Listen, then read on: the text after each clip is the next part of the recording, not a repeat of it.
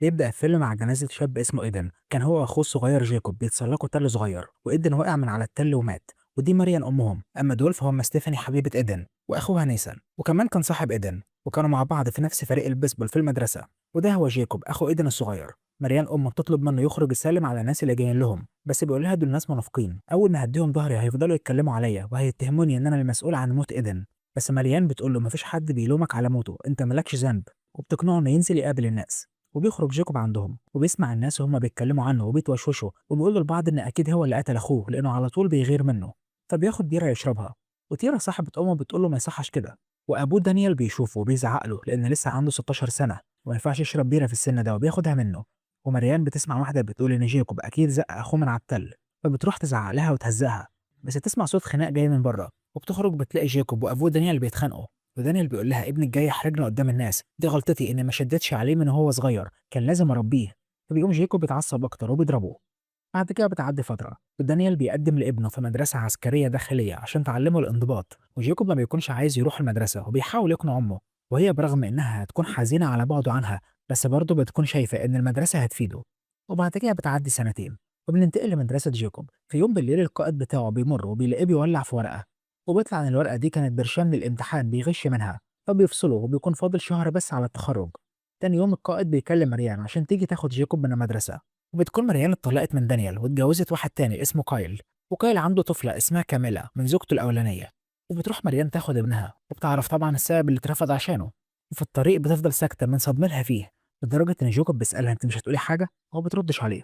لما بيوصلوا البيت بنلاحظ إن جيكوب مش طايق كايل جوز أمه، وبيدخل البيت وبيطلع على فوق على طول وبيبص على غرفة أخوه وبيدخل غرفته. بعد شوية بتطلع مريان تطمن عليه بس بتلاقيه خرج، وبتفضل قلقانة عليه لغاية ما بيجي لها اتصال بالليل من ضابط في اسم الشرطة بيعرفها إنهم قبضوا على جيكوب بتهمة التعدي على الممتلكات، وعايزينها تيجي تستلمه. وسبب القبض عليه إنه كان موجود النهاردة عند التل اللي مات فيه أخوه، وصاحب الأرض اللي فيها التل قدم فيه بلاغ إنه تعدى على ممتلكاته. وفي اسم الشرطة المحقق سانشيز بيقول لجيكوب أنا قرأت ملفك وعرفت بموضوع وفاة أخوك، وفي حاجات مش متوضحة في الشهادة بتاعتك وقتها. أنا هعمل معاك اتفاق، أنت هتحكي لي عن اللي حصل يوم وفاة أخوك، وأنا هقنع صاحب الأرض اللي فيه التل إنه يتنازل عن البلاغ. وجيكوب بيبدأ يحكي له اللي حصل.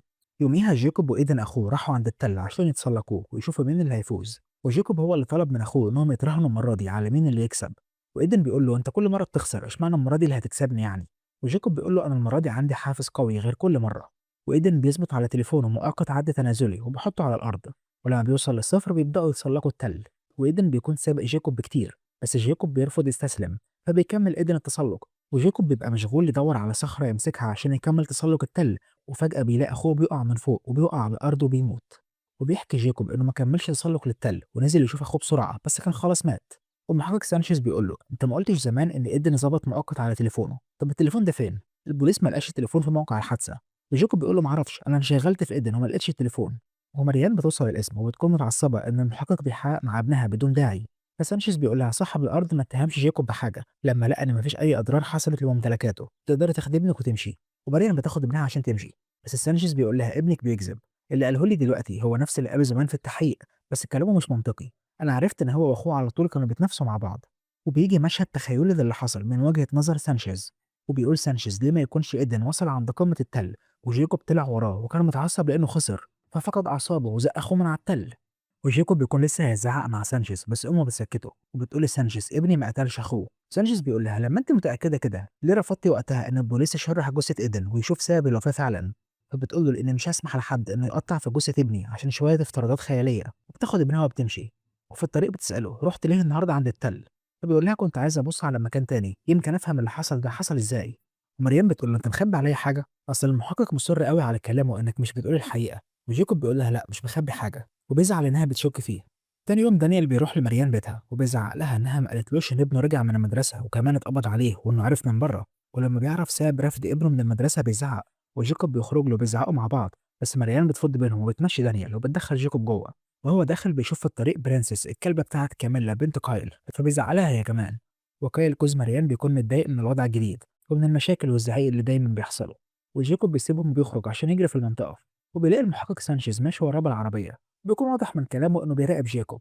بعد كده في البيت مريان بترجع من بره وبتلاقي ابنها بيغسل هدومه على غير العاده، وكمان قاعد بيدور على شغل. وبتسمع كاميلا بتنادي على الكلبه بتاعتها فبتخرج لها، وجيكوب هو كمان بيخرج.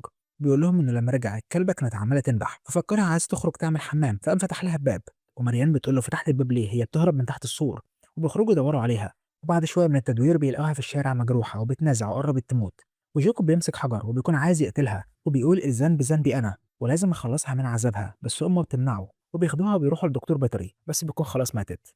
وبالليل جيكوب بيشوف أمه بتدور في هدومه المغسولة بس ما بيتكلمش. وتاني يوم سانشيز بيروح لدانيال بيته وبيكلمه عن جيكوب، وبيلمح في الكلام إن جيكوب ليه يد في موت أخوه. بس دانيال بيقول له مستحيل جيكوب يقتل أخوه. وسانشيز بيسأله أنت مصدق الكلام اللي بتقوله ده 100%؟ بنت جوز طليقتك كان عندها كلبة، وامبارح لقوا الكلبة مجروحة في الشارع وماتت. القتلة بيظهر عليهم علامات من وهم صغيرين زي مثلا قتل الحيوانات. تاني يوم تيرا صاحبة مريان بتتصل عليها وبتقول لها البوليس موجود هنا عند قبر إيدن وعايزين يفتحوه. ومريم بتروح على المقابر بسرعة، وبتلاقي سانشيز ودانيال موجودين هناك. وبيطلع ان سانشيز اقنع دانيال انه يقدم طلب بتشريح جثه ابنه، والمحكمه وافقت على الطلب. وفعلا بيخرجوا جثته من القبر. وبترجع مريم بيتها وبتلاقي كايل وبنته بيلموا حاجتهم وماشيين، وبيكونوا شاكين في جيكوب ان هو اللي قتل الكلبه.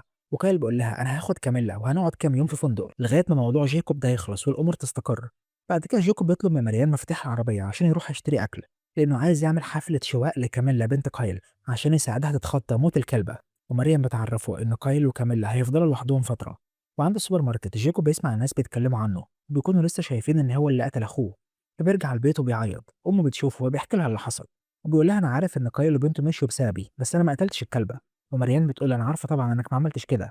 وبيسالها امال ليه كنت بتدوري في هدومي على اثار الدم؟ فبتقول له انت قلت ان الذنب ذنبك انت، فانا شكيت انك قتلتها، وانا حاسه انك بتخبي عليا حاجات كتير. وجيكوب بيزعل وبيقول لها انا كان قصدي ان ده ذنبي عشان انا سبتها تخرج من البيت، مش اني قتلتها زي ما انا ما قتلتش اخويا. ومريم بتعرفه إن البوليس استخرجوا جثة إيدين أخوه من القبر عشان يشرحوها. تاني يوم سانشيز بيجي لهم البيت عشان يتكلم مع جيكوب وبيخليه يحكي له اللي حصل مرة تانية. وجيكوب بيقول له احنا كنا بنتسلق التل وإيدن وقع من فوق، ولما لقيته وقع كنت هنزل عنده، بس نزولي كان هياخد وقت طويل، فكملت طلوع التل ونزلت من الجهة التانية. وسانشيز بيقول له انت المرة اللي فاتت قلت لي انك ما كملتش طلوع التل، وقلت نفس الكلام ده في التحقيق وقتها. وبيقبض على جيكوب بتهمة قتل أخوه إيدن. وبيقول لمريان تقرير تشريح الجثة طلع وإيدن ما ماتش من الوقعة، واللي حصل إن في حد ضربه على راسه بحاجة كبيرة. وبيروح هو وزمايله يفتشوا غرفة إيدن وكمان بيفتشوا في حاجته اللي في الجراج. وسانشيز بيلاقي مضرب بيسبول من بتوع إيدن بس مختلف شوية وأقوى، وبيكون مضرب شبه مواصفات سلاح الجريمة اللي اتقتل بيه إيدن. فبياخده عشان يفحصوه. وبيسأل مريان عن تليفون إيدن راح فين بعد الحادثة، بس هي ما بتكونش عارفة. وبيلاقوا تليفون قديم في المخزن فبياخدوه معاهم. بعد كده في المحكمة القاضي بيخرج جيكوب بكفالة لغاية ما القضية تخلص، بس بيحددوا إقامته في البيت وهيركبوا له جهاز إنذار في رجله.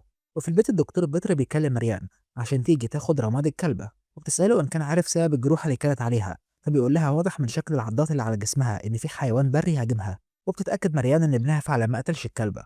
وبتروح توضب الجراج بعد ما البوليس كركبه، وبتيجي تشيل كرتونة فيها كتب إيدن، لكن الكرتونة بتتفتح وبتلاقي جواب كان في وسط الكتب، وبيكون جواب رومانسي بس مش مكتوب عليه أي أسماء. فبتفهم إن الجواب من ستيفاني حبيبة ابنها إيدن. تاني يوم واحد اسمه كريس بيجي لجيكوب وبيطلع من زميله في المدرسة الداخلية، وبيقول لمريان إن جيكوب اتطرد بسببه. وبيطلع إن كريس هو اللي كان عامل البرشام بس ما استخدموش وقرر إنه هيحرقه. وجيكوب جاله وهو بيحرق الورقة، ولما القائد بتاعهم شافهم جيكوب داري على كريس وقال إن البرشام بتاعه هو وشال الموضوع مكانه. ومريان بتكون شايفة إن دي فرصة كويسة إن كريس يشهد بالموقف ده في المحكمة عشان يحسن من صورة جيكوب في القضية، وإن بكده جيكوب شخص كويس. وكريس بيقول لها إنه هيعرف المدرسة باللي حصل وهيبلغوا المحكمة بالموضوع. وبعدها بيمشي مريم بتعتب على ابنها إنه ما قالهاش الحقيقة وإنه على طول بيكذب عليها زي ما خبى زمان إنه كمل طلوع التل وما نزلش. وجيكوب بيتعصب وبيقول لها أنا ما قتلتش إيدن وزهقت من إن كل الناس شايفاني قاتل. أنا خفت أقول زمان إني كملت طلوع التل عشان الناس ما يقولوش إن لما طلعت فوق زعلت إنه هزمني فتعصبت عليه وزقيته. أنا كنت عيل صغير ومش عارف أتصرف إزاي فكدبت، بس أنا ما قتلتوش. ومريم بتهديه وبتقول له إنها هتعمل كل اللي تقدر عليه عشان تنقذه. تاني يوم بتروح لنيسان صاحب إيدن وبتسأله إن كان يعرف أي حد بيكره إيدن أو عمل مشكلة معاه، بس بيقول لها إنه ما يعرفش حاجة زي كده. وبتقول له لو جه في باله أي حد يعرفها، لأن البوليس بيقول إن إيدن اتقتل بمضرب بيسبول، فأكيد اللي قتل إيدن كان مستنيه فوق على التل. وهي خارجة بتقابل ستيفاني وبتقول لها أنا لقيت الجواب اللي كنت بعتاه لإيدن عشان لو عايزاه. بس ستيفاني بتقول لها أنا عمري ما بعت له جواب، هو كان بيخوني صح؟ أنا كنت حاسة، وأكيد الجواب ده من البنت اللي بيخوني معاها. وبتحكي لها إن في آخر فترة قبل موت إيدن كان متغير كأنه مخبي حاجة، فهي شكت فيه. واليوم اللي مات فيه كانت فتشت في الرسائل اللي على تليفونه من وراه بس ما لقتش حاجة. ولما شافها أخد التليفون منها بسرعة وزعقوا مع بعض. مريم بتقول لها أكيد ما كانش بيخونك، ممكن يكون الجواب من واحدة يعرفها قبلك، وبتسيبها وبتمشي. وفي البيت بتقول لجيكوب على الجواب، تسأله إن كان إيدن يعرف واحدة تانية على ستيفاني. فجاكوب بيقول لها ما اعتقدش، هما كانوا منسجمين كويس مع بعض وبيحبوا بعض جدا. وبالليل مريان بتروح تزور تيرا صاحبتها وتحكي لها على الجواب وعلى اللي بيحصل معاها، وبتكون مش عارفه تتصرف ازاي ولا تثبت براءة جاكوب ازاي. وتيرا بتواسيها وبتدعمها، وبتقول لها انا على طول هدعمك وهفضل جنبك، بس جنبك انت بس، جاكوب لا. ومريم بتستغرب وبتقول لها جاكوب لا ليه؟ وتيرا بتقول لها الصراحه انا كنت بشوفه بيبص عليا على طول زمان، وفي مره كمان فضل ماشي ورايا في الشارع يراقبني، بس انا ما رضيتش اتكلم بسبب اللي حصل لايدن، وكان خلاص جاكوب راح مدرسه بعيده، عشان كده ما اتكلمتش. بس لغايه ما براءته تظهر انا مش هقدر اثق فيه. ومريان بتزعل وبتقول لها لو انت مش بتثقي في ابني يبقى مش بتثقي فيا، وبتسيبها وبتمشي. تاني يوم مريم بتحكي لجاكوب على الكلام اللي تيرا قالته، وهو بينكر كل الكلام ده. ولما امه بتخرج بيفضل يفكر في كلامها، وبيقطع جهاز الانذار اللي في رجله وبيخرج من البيت. وبعد شويه سانشيز بيجي البيت وبيقول لمريان اشاره الجهاز اللي في رجل جاكوب اتعطلت، وهي بتاكد له انه موجود فوق في غرفته، لكن لما بيطلعوا يشوفوه بيلاقوه هرب. واما تيرا بتلاقي جاكوب راح لها وبيقول لها انت ليه بتكذبي وبتقولي حاجات ما حصلتش. وبننتقل لبيت مريم بالليل، سانشيز ودانيال كانوا موجودين، وبيجيلها تليفون من المستشفى، وممرضة بتقول لها صاحبتك تيرا هنا وكانت جايه مضروبه، وقالت لي ابلغك ان جاكوب هو اللي ضربها. ومريم بتقفل الخط وبتقول لسانشيز ودانيال انها رايحه مشوار وهتيجي على طول، بس مش بتعرف تداري الموضوع وبيفهموا انها بتكذب، فبتضطر تقول لهم الحقيقه وبيروحوا معاها للمستشفى. ولما بيقابلوا تيرا بتحكي لهم ان جاكوب جالها البيت النهارده وكان متضايق من الكلام اللي قالته عنه وكان بيزعق، فهي حاولت تاخد تليفونها عشان تكلم مريان بس هو منعها ومسك ايدها فقامت ضربها بالقلم وهو ضربها في وشها واغمى عليها. بيرجع دانيال بيته وبيلاقي جاكوب موجود، وجاكوب بيسرق مسدس دانيال وبيهدده بيه، ودانيال بيقول له اقتلني ما انت عملتها قبل كده وقتلت. وجاكوب بياخد المسدس وبيمشي. تاني يوم مريان بترجع البيت وبتلاقي جاكوب موجود ومعاه المسدس، وبيقول لها خلاص كل حاجه هتخلص. وبيشوفوا المحقق سانشيز جاي من بره، فجاكوب بيقول لها مشيه من هنا انا مش هيتقبض عليا. تنزل تقابل سانشيز وبتعرفه ان جاكوب لسه ما رجعش البيت، وبيعرفها ان الطبيب الشرعي قال ان المضرب اللي اتضرب بيه ايدن كان اكبر من المضرب اللي لقوه في الجراج. وبيقول لها بس ده مش معناه ان جاكوب بريء، ممكن يكون جاكوب اشترى مضرب اكبر وقتل ايدن بيه وبعد كده اتخلص منه. اول ما بيمشي بتطلع مريان عند جاكوب لكن بتلاقي مشى من البيت. وكلام سانشيز عن المضرب بيخليها تفكر في نيسان صاحب ايدن، لانه كان بيغير من ايدن لانه كان امهر منه. فبتروح تزوره على اساس انها كانت معديه بالصدفه، وبتخليه يعمل لها قهوه عشان تشغله، وبتدور في مضارب البيسبول بتاعته في الحديقه على مضرب كبير بس ما بتلاقيهوش. هو بيشوفها وهي بتدور وما بتعرفش تخبي، وبتقول له ايدن اتقتل بمضرب بيسبول كبير وانا فاكره ان انت كنت بتستخدم مضرب كبير عن المعتاد، هو راح فين؟ فبيقول لها ان المضرب اتسرق قبل موت ايدن بوقت قصير. ومريان بتواجهه ان هو اللي قتل ايدن لانه كان غيران منه. فبيقول لها انا فعلا كنت غيران انه امهر مني، بس ده مش معناه ان اقتله، انا كنت بحب ايدن زي اخويا. وستيفاني اخت نيسان بتوصل، ومريم بتفكر ان ممكن تكون ستيفاني هي اللي قتلته عشان تنتقم منه لانها فكرت انه بيخونها. بتقول لها انت فتشت تليفونه يوم ما مات وشفت الرساله اللي كانت بينه وبين جيكوب اللي بيتفقوا فيها على الميعاد اللي هيروحوا فيه التل عشان يطلعوه، فقمت سرقتي مضرب اخوكي ورحت هناك واستنيتيه، ولما طلع التل قتلتيه. وستيفاني بتقول لها انا فعلا اتخانقت معاه يوميها لما اخد مني التليفون بس ما قتلتوش، انا اصلا ما رحتش عند التل، انا كنت هنا في البيت عمال اعيط وبفكر انفصل عنه ولا لا، وبعدها جالي خبر انه مات. لو انت بتعملي تحريات بجد طب ما تدوري على اللي بعتت له الجواب. مريم بتقول لها مفيش اسم مكتوب على الجواب، تدي لها الجواب تقراه. ونسم بيقول لها انا هسال تاني على المضرب، انا كنت سالت ابويا وتيرا صاحبتك قبل كده بس هم ما شافوهوش. مريم بتستغرب انهم ليهم علاقه بتيرا، وبيعرفها ان تيرا كانت حبيبه ابوه فتره بس انفصلوا. ولما ستيفاني بتقرا الجواب بتقول لها مين اللي ممكن تكتب جواب باسلوب قديم زي ده كأن واحده من سنك هي اللي كاتباه. ومريم بتشك في تيرا صاحبتها وبتمشي بسرعه. وفي المستشفى تيرا بتكون خارجة، وأول ما بتركب عربيتها جيكوب بيركب جنبها، بيهددها بالمسدس وبيخليها تطلع بالعربية.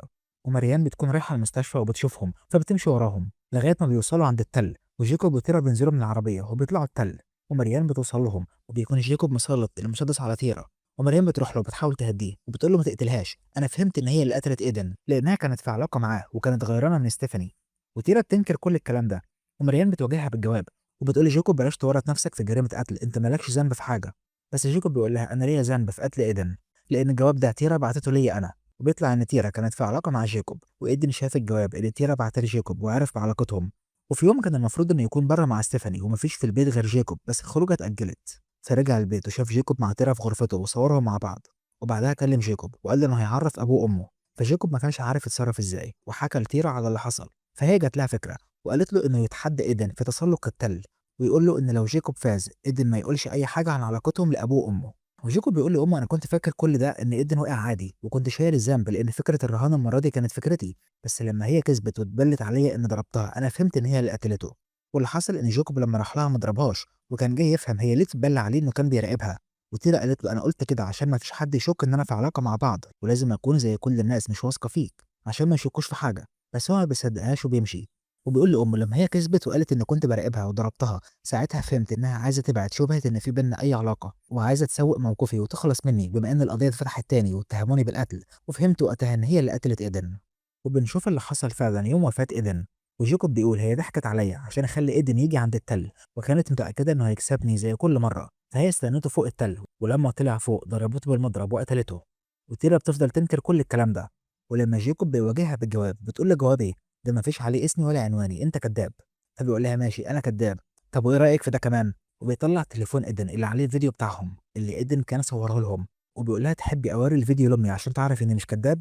وتيرا بتبدا تعيط وبتتاسف لمريان، وبتقول لها انا ما كنتش ناوي اقتله بس ما كانش قدامي حل تاني. وبتنزل على الارض وبتعمل نفسها منهاره، بس بسرعه بتاخد شويه رمل وبترميهم في عين جيكوب، والمسدس بيقع منه وبتجري عشان تاخد المسدس، ومريان بتحاول تاخده منها، وبسبب اندفاعهم تيرا بتتزق وبتقع وبتفضل ماسكه في صخره. ومريان بتكون عايزه تقتلها انتقاما لاولادها الاثنين، بس جيكوب بيقول لها بلاش، انا كنت عايزه تعترف بس، ولازم باقي الناس يسمعوا اعترافها، هي كده كده هتاخد جزائها. وبيرفعوها فوق ومريم بتضربها وبيغمى عليها. وبتسال جيكوب انت لقيت تليفون ايدن فين؟ بيقول لها التليفون اللي معايا ده هو التليفون القديم اللي سانشيز كان لقاه في الجراج، البوليس من كام يوم بعتوه على البيت لما عرفوا انه ملوش علاقه بالقضيه.